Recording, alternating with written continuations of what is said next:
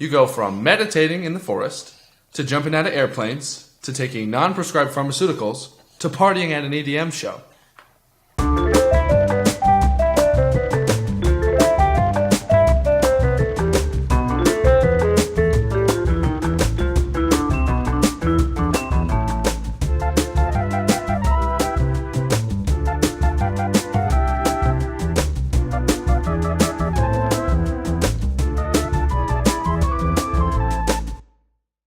Hey everybody, you're here to improve your life and your business through books with us. And this week's book is Stealing Fire, How Silicon Valley, the Navy SEALs, and Maverick scientists are revolutionizing the way we live and work, by Stephen Kotler and Jamie Wheal.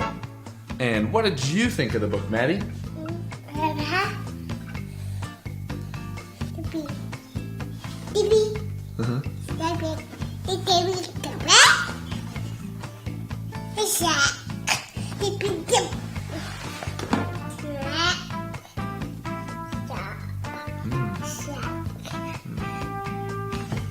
Yeah, I thought it was a good book.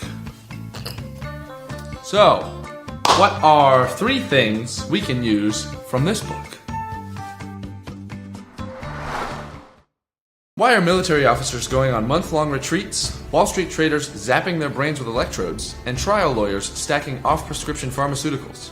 Why are famous tech founders visiting transformational festivals and teams of engineers microdosing with psychedelics? They are altering their mental states in an attempt to increase performance. They are pursuing ecstasis. Ecstasis is a very specific range. Ecstasis is a very specific range of non-ordinary states of consciousness. There are 3 states that you may have heard of before that qualify as ecstasis: the flow state, the contemplative state, and the psychedelic state. When you think flow state, think group flow, like when you and your team seem to be connected and can't miss a beat. Or think of when you're playing your favorite sport and time seems to disappear while your abilities skyrocket. For the contemplative state, think of the meditation and mindfulness boom, describing how impactful and life-enhancing meditation and mindfulness has been as it has become more popular. And for the psychedelic state, think of the eye-opening times of the 60s, along with the recommendation of Steve Jobs and other figures to do LSD and other hallucinogens, claiming that they had a lasting positive impact on the way they saw the world. In each of these states, there is a particular set of conditions which the brain settles into. Instead of widespread activity in the prefrontal cortex, specific parts light up or power down, changing the way we perceive ourselves. And instead of our brains producing agitated beta waves, they produce dreamy alpha or deep theta. And stress chemicals like norepinephrine and cortisol are replaced by performance-enhancing, pleasure-inducing compounds like dopamine, endorphins, anandamide, serotonin, and oxytocin. And most importantly, each of these states shut off the nagging, pestering, anxious, and non-stop self-talk and sense of self, shifting your mental bandwidth from worrying about yourself and all your problems to taking in, using, experiencing, and enjoying all of the information that you have available.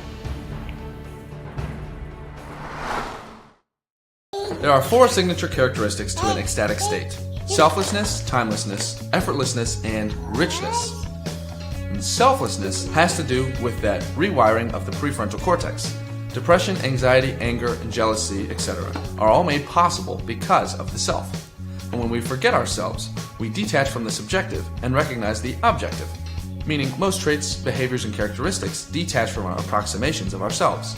They are realized as momentary and situational, and we aren't strictly associated with this glued-up piecing together of ourselves. We see that we have access to all of these different pieces, even the extra ones, that we can use whenever we want. We discover a more confident and clear version of ourselves through our fresh eyes, at least while it lasts. Timelessness. Free of the time leash, existing without the concept of time, anxiety disintegrates and we experience an elongated present, what researchers call the deep now. We become so focused on the present because energy formerly used for temporal processing gets reallocated for focus and attention. We take in more data per second and process it more quickly, and when we process more information faster, the moment seems to last longer.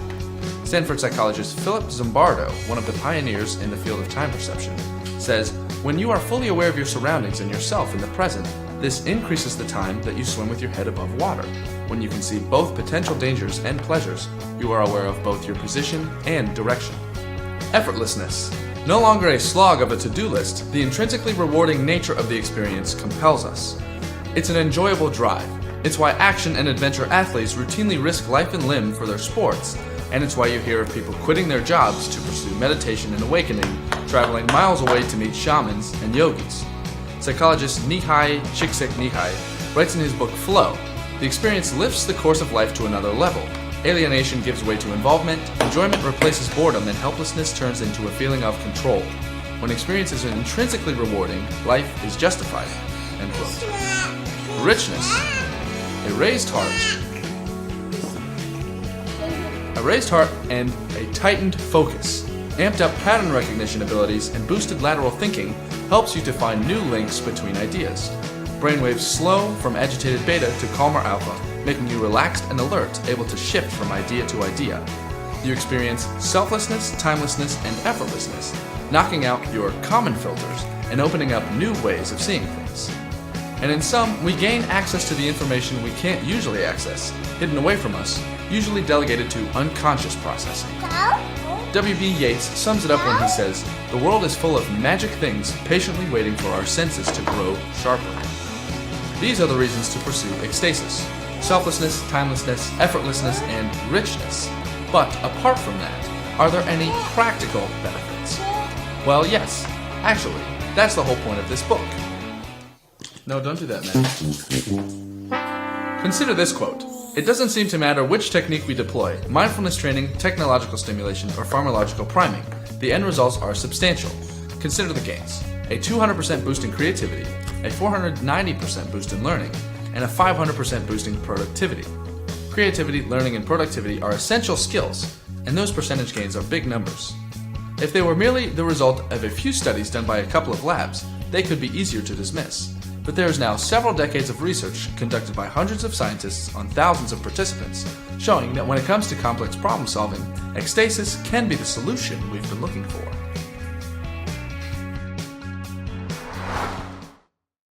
Okay, so you want to get some ecstasis going now, eh? First, the how-to, then the warnings and the caution tape. The flow state. To get to this, think action sports involving weightedness, weightlessness, and or rotation. Diving, gliding, surfing, etc. You can think of plenty. But also, good group dynamics can get you into a group flow, or transcranial magnetic stimulation can get you there quick using a magnetic field. The contemplative state is achieved through meditation and mindfulness, breathwork, yoga, sensory deprivation, and or using biofeedback to learn to change your state. And biofeedback is when you have a heart monitor that beeps when your heart beats. Over time, you can learn to control when the monitor beeps, controlling the rate of your heartbeat. The psychedelic state is attained in the obvious ways, and since most of it is still illegal, I cannot recommend this one. More info on that in the book. Now, before you dive in, ready to unlock all that ecstasis offers, there are some things to consider. First, you must make sure that it is worth it to you. There is usually risk involved. You must rate your capacity for the risk, as well as the magnitude of reward you want and the amount of time you are willing to commit. The equation they have come up with is value equals time times reward divided by risk. Meditation takes a long time, but there is very little risk, and diving out of airplanes might get you there quick, but it's obviously high risk. There are also other things to worry about.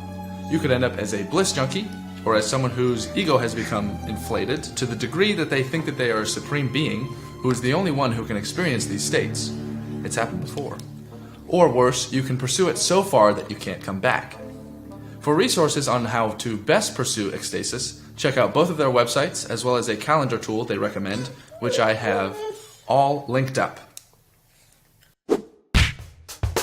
So, to recap, there are non-ordinary states of consciousness that unlock a new world and a new potential. These states give rise to selflessness, timelessness, effortlessness, and information richness. And there are many different ways to pursue ecstasis, just be careful. This is a well-researched book that delves into a realm where making you uncomfortable is par for the course. By that I mean you will probably be uncomfortable a few times while reading this book. But this book was all of my favorite things: interesting, esoteric, and thought-provoking. You go from laughing to crying to cringing, but it can be a great book for the subset of people who want more.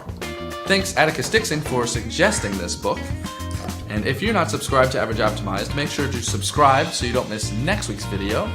Thanks for watching with us, and we'll see you next week. Bye! You want a sandwich? Sandwich. Okay.